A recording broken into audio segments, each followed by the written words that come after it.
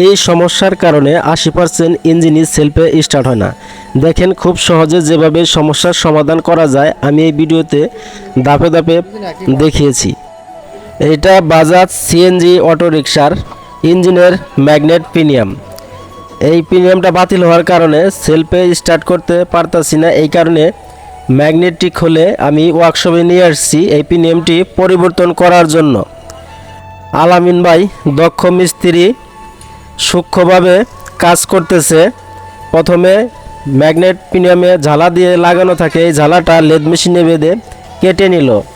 এইবার হাতুড় দিয়ে আস্তে আস্তে টোকা দিল, প্রিমিয়ামটি খুলে গেল। প্রিমিয়ামটি খুলে গেল। এইবার নতুন একটা প্রিমিয়াম লাগানোর পালা।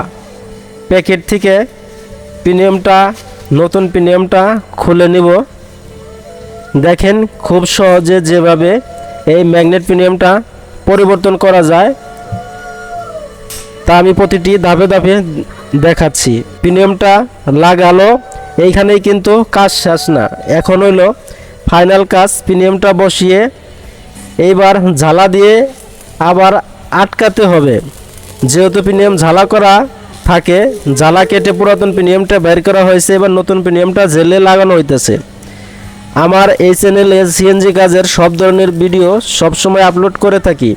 যদি আমার চ্যানেলের ভিডিও ভালো লাগে অবশ্যই দয়া করে আমার চ্যানেলটা সাবস্ক্রাইব করে রাখবেন। ভিডিওতে লাইক দিয়ে কমেন্টে আপনাদের মতামত জানাবেন। পরবর্তী ভিডিও আপনারা কি কাজের উপর দেখতে চান, ভিডিওটি আপনাদের কেমন লাগলো কমেন্টে জানাবেন। পরবর্তীতে নতুন কোনো ভিডিও নিয়ে আপনাদের মাঝে হাজির হব। সে পর্যন্ত আশা করি ভালো থাকবেন। ধন্যবাদ।